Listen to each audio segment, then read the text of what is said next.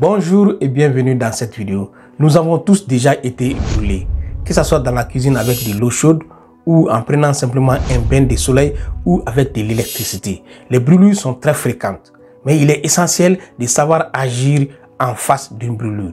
Dans cette vidéo, je vais partager avec vous les nouveaux remèdes qui vont vous permettre de soulager les brûlures. Alors restez avec moi jusqu'à la fin de cette vidéo pour en apprendre plus davantage.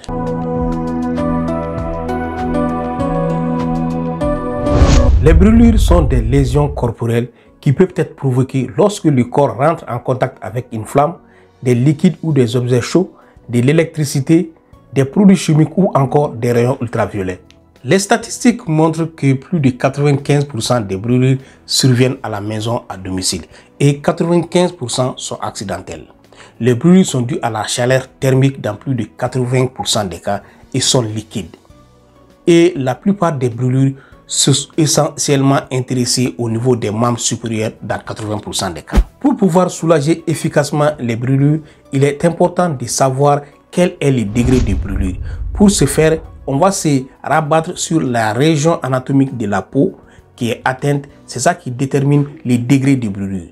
En connaissant les degrés de brûlure, on peut traiter facilement parce qu'il y a les différentes approches par chaque degré. Donc, anatomiquement, la peau se divise en trois grandes régions qu'il faut avoir dans la tête. Nous avons la première couche de la peau qui est la partie la plus fine qui protège la peau. La partie la plus fine, on appelle l'épiderme. En bas de l'épiderme, on a une couche qui est encore plus rigide qui ferme toute la peau qu'on appelle les dermes. C'est la partie où on trouve les glandes sudoripares, les glandes sébacées, les lipides, alors la sueur et puis tout ça.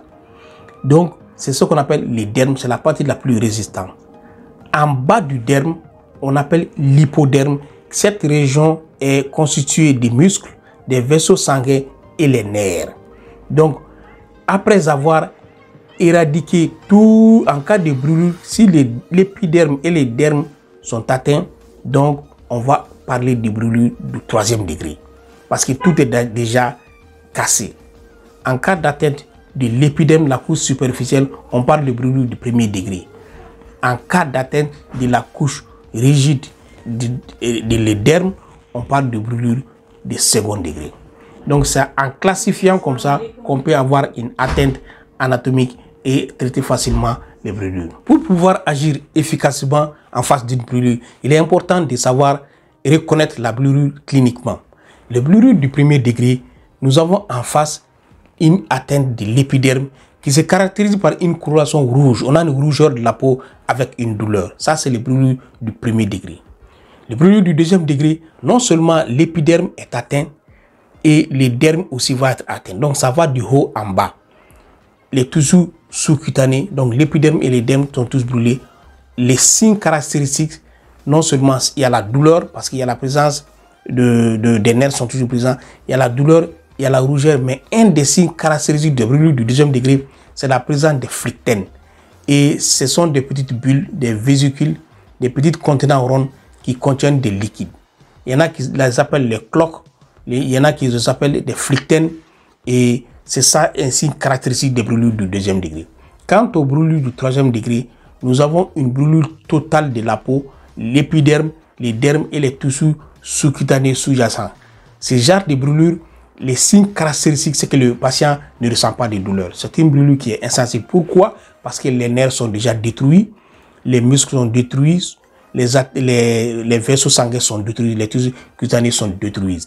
Donc, c'est soit la coloration est noire ou blanchâtre. C'est ça qui caractérise les brûlures du 3e degré.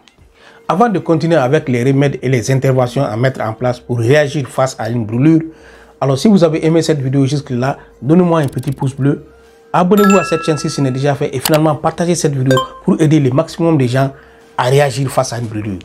La première intervention à faire en cas de brûlure, c'est d'abord de garder son calme.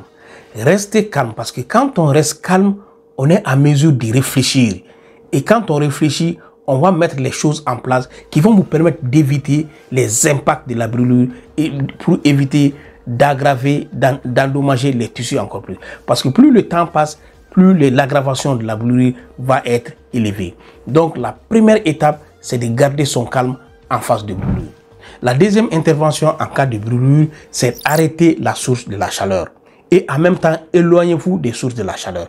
Quand il y a quelque chose qui brûle, il y a le feu, éloignez-vous du feu. En même temps, débranchez l'électricité, évitez les sources de la chaleur, éloignez-vous et éteignez les sources de la chaleur. Le troisième remède contre les brûlures, c'est de refroidir la partie brûlée. On verse de l'eau froide sur la partie brûlée pendant au moins 10 minutes. Cela a pour effet de renverser la tendance, la puissance de la chaleur et d'éviter des dommages, de diminuer les risques de dommages sur les tissus avoisinants. Pas de l'eau glacée, mais de l'eau froide. Le quatrième remède ou intervention à faire face à une brûlure, une fois la peau est refroidie, il faut venir maintenant la protéger. Pourquoi? Le rôle de la peau, même, c'est de protéger l'organisme.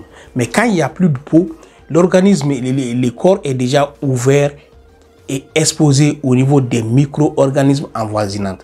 Donc, on va aller couvrir la peau avec la partie brûlée, avec un gauze, un tampon stérile.